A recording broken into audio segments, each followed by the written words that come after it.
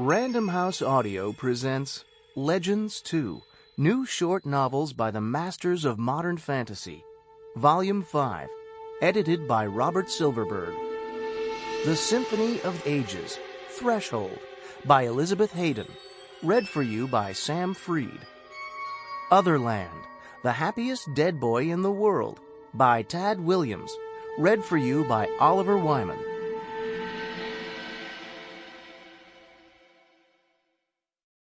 The Symphony of Ages, by Elizabeth Hayden. The Symphony of Ages is written as a history in which the eras of time in the universe are recounted in 7 distinct ages. The debut trilogy, Rhapsody, Prophecy, and Destiny, and the subsequent sequels are set at the end of the 5th age, the Age of Schism, and the beginning of the 6th age, the Age of Twilight. A giant tree stands at each of the places, known as the birthplaces of time, where the 5 primordial elements, air, fire, water, earth, and ether, first appeared in the world. The oldest of these world trees is Sagia, which grows on the island of Serendare, the birthplace of ether. It is through the interconnected roots of Sagia that 3 people, all half-breeds, running from different pursuers, escape the cataclysm that destroys the island and find themselves on the other side of the world 16 centuries later. The 3 companions are initially antagonistic. Rhapsody, a woman of mixed human and Lyran blood, is a namer, a student of lore and music who has learned the science of manipulating the vibrations that constitute life. She is on the run from an old nemesis, and is grudgingly rescued from his henchmen by 2 men. The brother is an irritable and hideously ugly assassin, with a blood gift that makes him able to identify and track the heartbeats of any victim. His only friend, Grunthor, is a giant furbog sergeant major, with tusks, an impressive weapons collection, and a fondness for singing bawdy marching cadences. The 2 men are fleeing the demon of elemental fire who has control of the brother's true name. Rhapsody accidentally changes the brother's name to Achmed the Snake, breaking the control the demon has over him and making his escape possible. The 3 make the trek along the roots of the world trees through the belly of the earth, passing through the fire at the center with the help of Rhapsody's ability to manipulate names. In the process, the distrustful adversaries become grudging friends.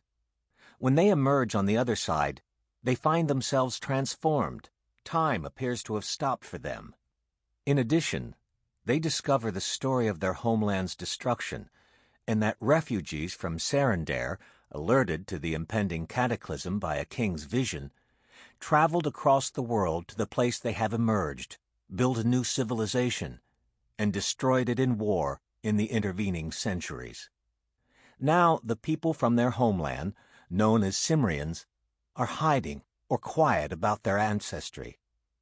It becomes clear to the 3 companions that a demon known as Fedor accompanied the refugees away from the island and is clinging to an unknown host, biding its time and sowing the seeds of destruction.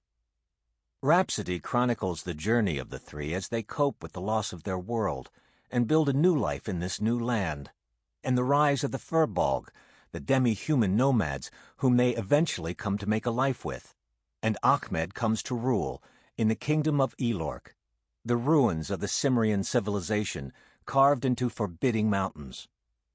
In Prophecy, the discovery of a dragon's claw in the ancient library of Elork leads Rhapsody to travel overland with Ash, a man who hides his face, to find the dragon Elinsinos and return the claw before she destroys the Bolg in revenge.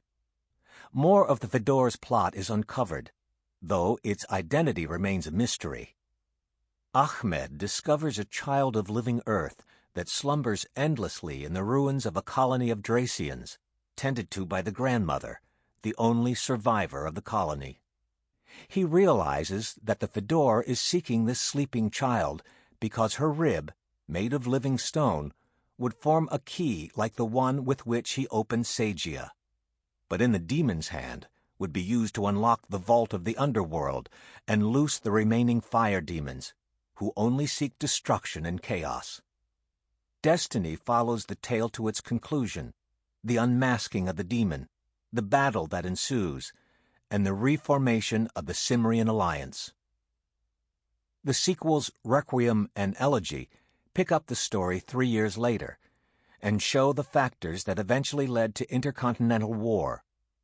With each new book, more of the history is laid bare, more of the secrets revealed, and more of the tale told in the style of a musical rhapsody. The novella in this anthology is set in the Third Age and chronicles the destruction of Sarandare, telling the story of those who remain behind after the Exodus.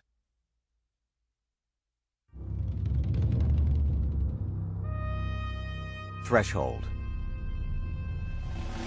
2 ages ago, the doomed island of Sarandare survived one cataclysm, when the burning star that came to be known as the Sleeping Child fell from the sky into the sea, taking much of the coastline, but sparing the middle lands.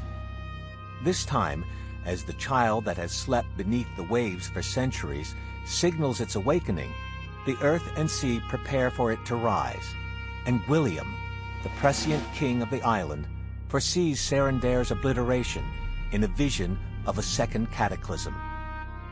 Nearly everyone has left: the Nain of the northern mountains, the Liren of the central forests and plains, and the humans, following their king in 3 great fleets to rebuild their civilization on another continent. The unbelieving, the foolish, the stubborn, the resigned, and a few truly abandoned souls remain, awaiting the end. By the command of the king, a small detail of guards remains as well, to maintain order and protect those that stayed behind, and to keep some shred of the king's authority intact, just in case there is no second cataclysm.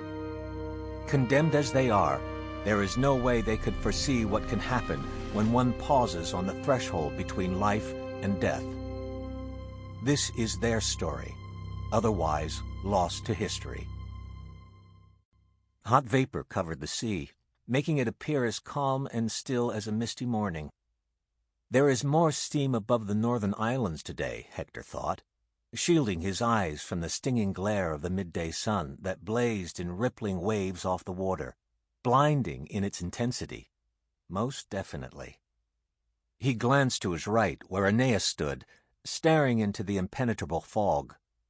The expression in his friend's silver eyes was calm, contemplative, as always.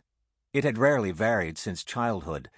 Hector knew he had made note of the thickening as well.